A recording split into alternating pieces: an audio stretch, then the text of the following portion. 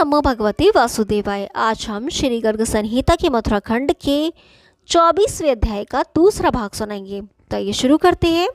गर्ग आदि ब्राह्मण आचार्यों ने मंगलमय वेद मंत्रों का उच्चारण करते हुए माधव बलराम को गंगा में स्नान करवाया। विधिराज बलराम जी ब्राह्मणों को 1,00,000 हाथी, 2,00,000 रथ, 1 करोड़ घोड़े, 10 अरब दुधारू गायें, 100 अरब रत्न और जाम्बूनद स्वर्ण के भार दान में देकर मथुरापुरी को चले गए। मिथिलेश्वर बलराम ने गंगा जी में यहाँ स्नान किया। वहाँ महापुण्य में तीर्थ को विद्वान लोग राम तीर्थ के नाम से जानते हैं। जो मनुष्य कार्तिक की पूर्णिमा एवं कार्तिक मास में राम तीर्थ की गंगा में स्नान करता है वे हरिद्वार की अपेक्षा 100 गुने पुण्य का भागी होता है। बहुलाशु ने पूछा, महामुनि कौशाम्बी में कितनी दूर और किस स्थान पर महापुण्य राम तीर्थ विद्यमान है, ये मुझे बताने की कृपा करें। श्री नारद जी ने कहा, राजन, राजेंद्र कौशाम्बी से ईशान कोण में 4 योजन की दूरी पर और वायव्य कोण में शुकर क्षेत्र से 4 योजन की दूरी पर, कंद क्षेत्र से 6 कोस और नल क्षेत्र से 5 कोस आग्नेय दिशा में राम तीर्थ की स्थिति बताते हैं। व्रतकेशी सिद्धपीठ से और विलुकेश वन से पूर्व दिशा में 3 कोस की दूरी पर विद्वानों ने राम तीर्थ की स्थिति मानी है। बगदेश में दृढ़ाश्व नामक एक राजा थे। वे लोमश मुनि को कुरूप देखकर सदा उनकी हंसी उड़ाया करते थे। इससे उस महामुनि ने उन्हें शाप दे दिया, ओ महादुष्ट, तू विकराल शुकर मुख असुर हो जा।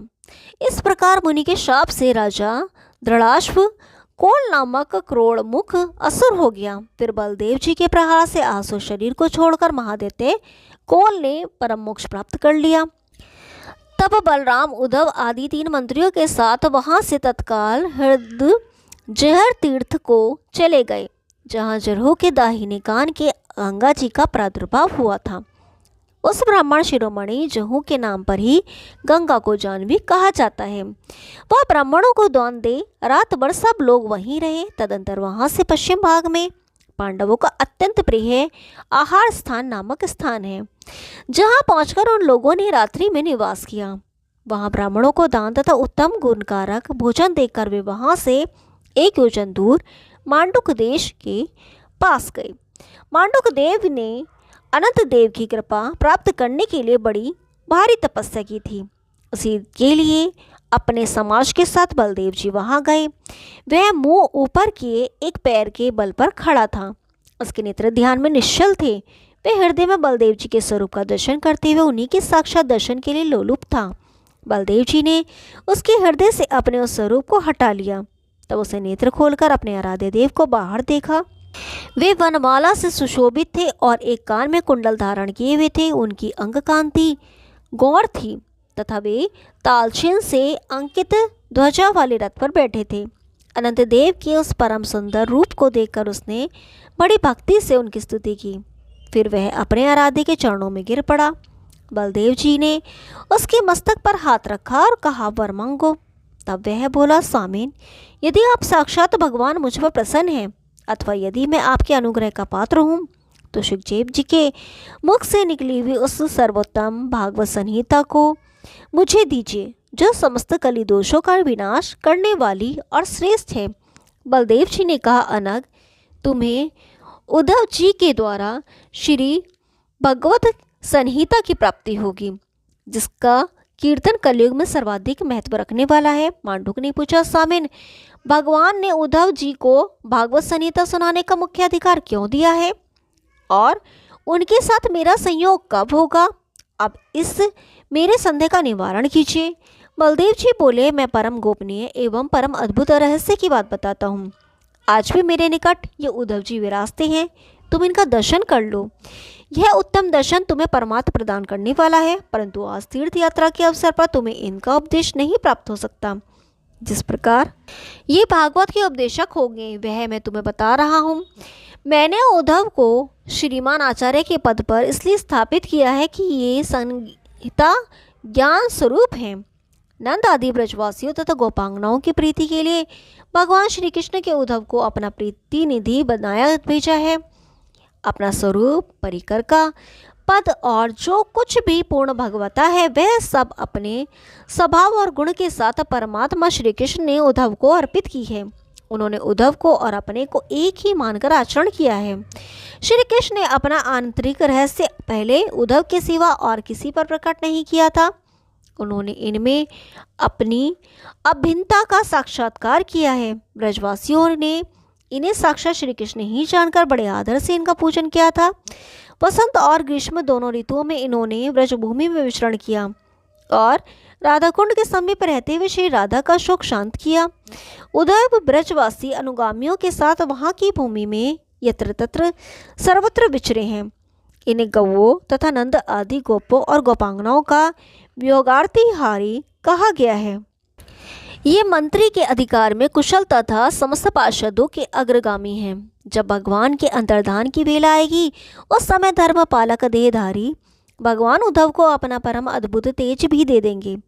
इनका मुदाधिकार भगवान की ओर से कुछ भी कहने और उनकी मुद्रिका या मोहर की छाप लगाकर कोई आदेश जारी करने का अधिकार तो सर्वत्र और सदा ही विरासता है। अंतर्धान काल में इन्हें भगवान की ओर से विशेष अधिकार दिया जाएगा। ये बद्रिकाश्रम तीर्थ में विराजमान परिकरों सहित धर्मनंदन को भगवृहद से का बोध कराएंगे। अर्जुन आदि को भगवान के वियोग से जो बड़ी भारी पीड़ा होगी उसका निवारण उद्धव ही करेंगे। मथुरा में यादवों का उत्तराधिकारी ब्रजनाभ होगा। श्री कृष्ण के पुत्रों तथा महारानियों के समुदाय में जो भगवत वियोग की वेदना होगी उसे दूर करने के लिए साक्षात श्री हरि के द्वारा उद्धव ही नियुक्त किए जाएंगे। कौरवों के कुल में परीक्षित नाम से विख्यात राजा होगा। उसका अत्यंत तेजस्वी पुत्र जन्मजय नाम से प्रसिद्ध होगा। वह अपने पिता के शत्रु तक्षकनाग के कुल का नाशक सर्पयज्ञ करेगा। इसमें संशय नहीं है। उसको भी सारी यज्ञ सामग्री उद्धव के द्वारा ही प्राप्त होगी। उस समय दिव्य श्रीमद् भागवत पुराण की कथा होगी जिसमें उज्ज्वल प्रकृति के लोग समवेत होंगे। इसमें संशय नहीं है। महान भगवत भक्तों में उत्तम ब्रह्मषि के प्रसाद से जन्मजय द्वारा होने वाले सर्पयज्ञ की समाप्ति हो जाएगी। महाराज जन्मजय यज्ञ संस्कार कराने वाले ब्राह्मणों का पूजन करके उन्हें 100 ग्राम अग्रहार के रूप में देंगे। तदंतर आचार्य प्रवर श्री प्रसाद जी की आज्ञा से राजा जन्मजय शुकर क्षेत्र में जाएंगे और वहां 1 मास ठहरेंगे। उस तीर्थ में अनेक प्रकार के दान, गऊ, बड़े बड़े हाथी, घोड़े, रत्न, वस्त्र आदि इच्छानुसार भोजन ब्राह्मणों को देकर वे अपने आचार्य के साथ उस स्थान से लौटकर गंगा तट के तीर्थ स्थानों का दर्शन करते हुए सत्पुरुषों से घिरे शयनगर में आकर सेवकों सहित डेरा डालेंगे। वहाँ श्री गुरु की आज्ञा से सामग्री और साधन जुटाकर अश्वमेध यज्ञ करेंगे तथा सर्वचेता होंगे। इस प्रकार एक छत्र राज्य के स्वामी होकर श्री गुरुदेव जी की शरण में शयनगर से 5 कोश पर स्थित पूर्व दिशा में रमणीय गंगा के तट पर अत्यंत एकांतवासी के रूप में तीर्थ सेवन करेंगे। वहाँ धार्मिकों के समाज में बड़े आनंद के साथ भवरोग विनाशिनी भागवत कथा होगी। उस पूर्ण समाज में एक तुम भी रहोगे और भागवत की कथा सुनाओगे। इस सुनकर तुम्हें निर्मल पद की प्राप्ति होगी। तुमने मेरे लिए तपस्या की है, इसलिए तुम्हारे सामने मैंने इस रहस्य को प्रकाशित किया है। इस प्रकार मांडुक देव को वर देकर सेवकों सहित बलराम जी वहाँ से चले गए। शुद्ध श्यान नगर से ईशान कोण में गंगा तट पर स्थित एक रमणीय स्थान है जो कंटक तीर्थ से उत्तर है और पुष्पवती नदी से दक्षिण दिशा में विद्यमान है। उसका विस्तार 1 कोस में है। वहीं ठहरकर संकर्ष देव दान पुण्य में लग जाएं। बलराम जी ने बड़ी प्रसन्नता के साथ वहाँ 10,000 घोड़ों, 100 रथों, 1,000 हाथियों और 10,000 गौवों का दान किया। वहाँ समस्त देवता तथा तपस्या के घने ऋषि मुनि आए। उन सब ने बड़े आदर से संकर्षण देव का पूजन किया। इस प्रकार स्तुति की, प्रभु आप कोलेश दैत्य के हंता तथा गंधर्वासुर का विनाश करने वाले हैं। आपको नमस्कार है। सौंदर्य स्वरूप आपको प्रणाम है। ताजहीन ही ध्वजा धारण करने वाले आपको बारंबार नमस्कार है। उन सब के द्वारा की गई इस प्रकार स्तुति को सुनकर संकर्षण बोले, आप सब लोगों को जो अभिष्ट हो वह वर मुझसे मांगिए।